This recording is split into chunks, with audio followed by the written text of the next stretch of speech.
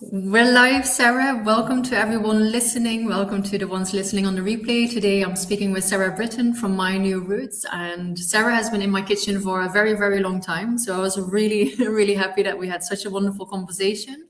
Our conversation is live today. It's called Soil, Body and Heart on Healing, Rest and True Nourishment with Sarah Britton. Welcome, Sarah. Thank you so much, Haya. Thanks for having me. Yes. So we're going to dive in a bit more, dive a little bit deeper in particular things that you spoke about. And one is really about belonging. And you spoke about belonging really as a kind of survival on a personal level. When you look at the world today, do you feel women are still trying to belong in ways that disconnect them from themselves?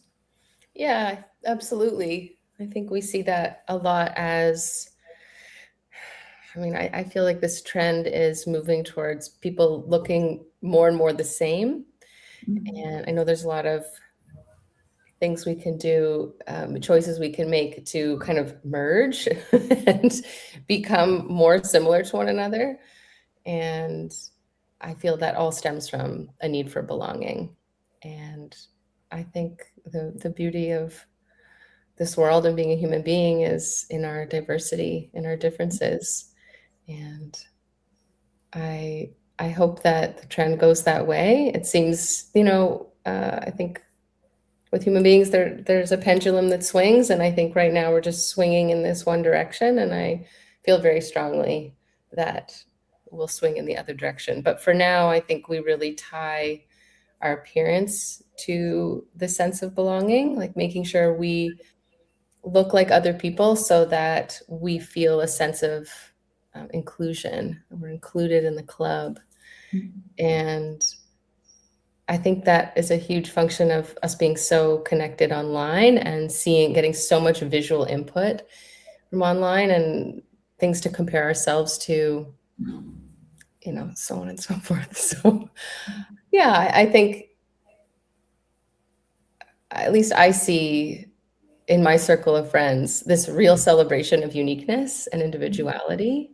And so that's what I try and live in the world and promote, and with my family and my local community and my friends, that the beauty is in the differences. So I'm hoping it does go in that direction. I guess I can only set an example in my own life of that, but here's hoping I do. So do you think that pendulum, if you say going to the other side, you can kind of see that it goes into those differences, or is that what you hope, or is there something else that you can kind of? I mean, right now I feel like we're still swinging into the extreme of homogeny, and I think we always have to get to a real. We have to take things to the real extreme before they do swing back in the other direction. But of course they will, because that's the natural reaction to going so far in one direction. So we might be over here right now. I know that we'll swing back, but it seems like we're really in this moment of, people really wanting to look like each other. And do you feel as well that that's a reason why women are so exhausted, disconnected, overwhelmed right now? Yeah, I think that's a huge part of it. There's definitely a narrative in our culture about, constant optimization and this idea that we're ever enough, which is driven by consumerism. And as long as the powers that be can make us feel insecure about the way we look, about our homes, about our whatever, anything material, the longer we'll be consuming in order to fill that hole, right?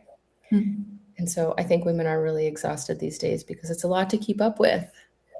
And you're keeping up with trends that come and go, but also just like a naturally aging body.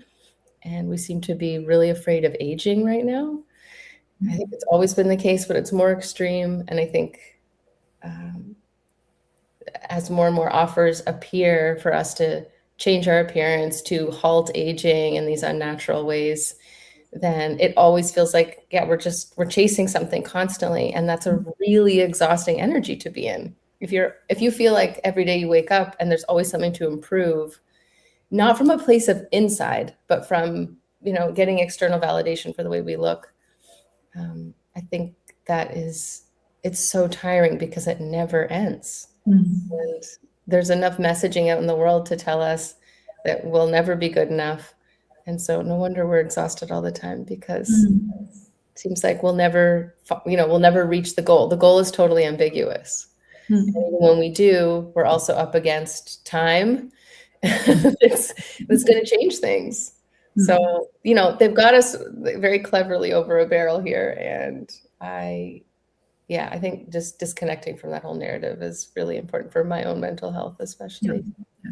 And how do you feel that women could do that, could step into that, in essence, and also going to a place to go more inwards? Yeah, I think, like I mentioned in the podcast episode, I think it's so important to carve out time for yourself every day. And I know that sounds really challenging, especially for busy moms and, women that work. But even just finding 5 minutes to sit down and be in stillness and just listen to your body, it's it's so essential, because women, like, our purpose is really, it's so deep inside of us, but we're often distracted by all these external things that don't allow for that voice to come forward. And if you just give yourself a few moments without a screen, without a show going on in the background, just some quiet time to really drop into yourself, it will really change your whole life. And it doesn't have to be like a dramatic shift or a big sacrifice in your day. You can even do it while you're laying in bed. It could be first thing in the morning when you wake up and you set your alarm 5 minutes early, and you can just have your eyes closed. You're awake, but you're present, and you're just scanning your body to feel it. Or if you've mastered that, go outside for 10 minutes and sit in the sunlight, or sit in the garden, or sit on a park bench and just feel yourself. Because I think when we come back home to ourselves, the noise and the influence from outside starts to quiet down, because we all know deep down inside who we are if we pay attention. And it's just about making that space every day to be with yourself and really choose you first. There's so much wisdom in there if we can just be quiet and allow ourselves that time and space for the voice to come forward. So for sure, for me, from our previous, or from the podcast conversation, I mean, your words, stay with me, and especially also, what you really kind of radiate, and who you are. And then when I'm not in that, then I think, oh yeah, listen to Sarah, come back with it. I mean, because also, what I'm building, I mean, and it is all the time in that online space, and it's just, it's just an incredibly exhausting place to be in. It is. It's maddening. It makes me feel really crazy. I took a week off last week from Instagram. And gosh, I think it's become so ingrained in our lives. Some of us don't realize, just again, the reflex of checking it, and how automatic it is, how it's really become woven into the fabric of our days in this way that we don't really notice it anymore. And taking a break from it really made me realize, I mean, as much as I get so much inspiration, and my algorithm shows me so many incredible creators and artists, like, it's really dialed in right now. There's not a lot of garbage, but there is still a lot of slop. And sifting through that, I'm like, this is just such a waste of my time. And I've said it before, but our focus and attention is the most valuable thing we have right now. Yeah. And there's a lot of technology trying to distract us. And I don't know what the larger reason for all that is. I don't like to speculate, but I just feel how important it is to disconnect from that world from time to time. Give yourself some quiet space, like really feel into your own body where the wisdom is.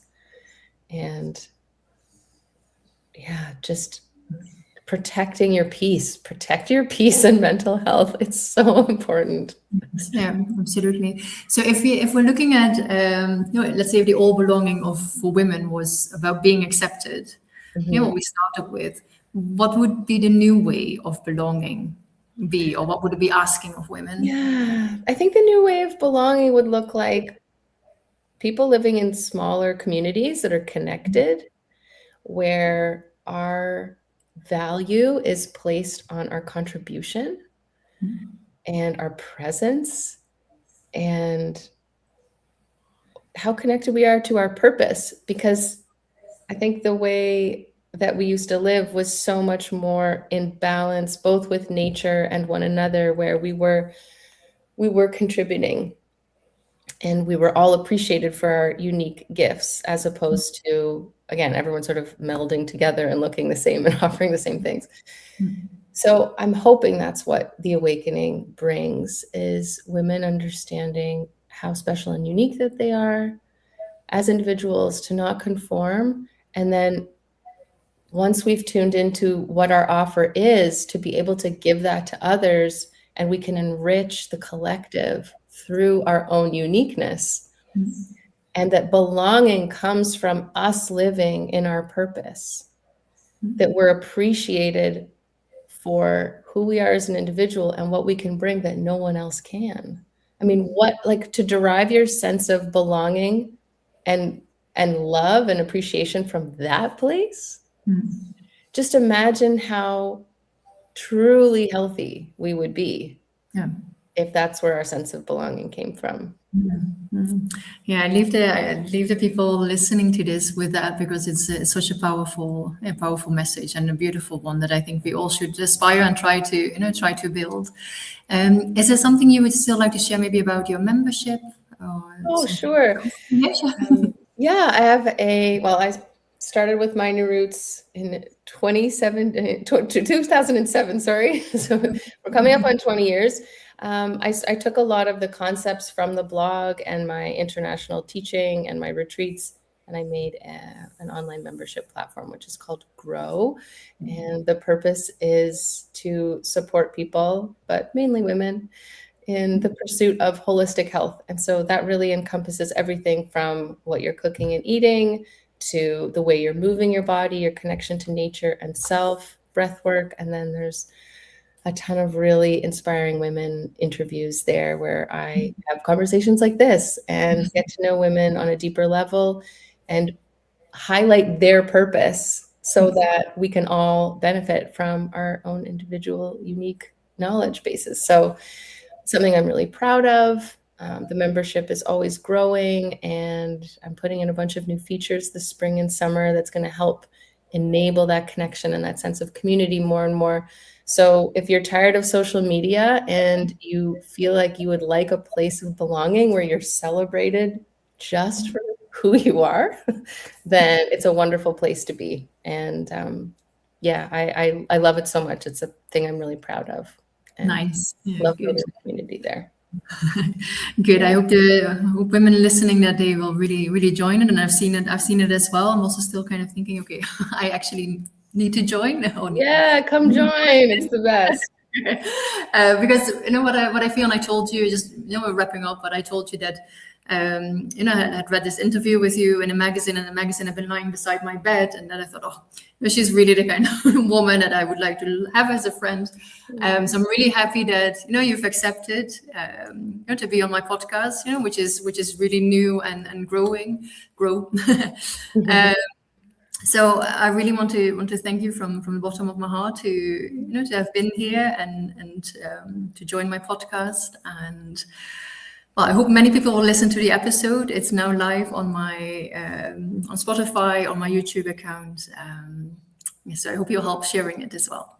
Yes, I will. Thank you so much, Hyatt. Thanks again for the opportunity, and it's a pleasure to connect and chat with you. Thank you so much. Take care. Bye. Bye.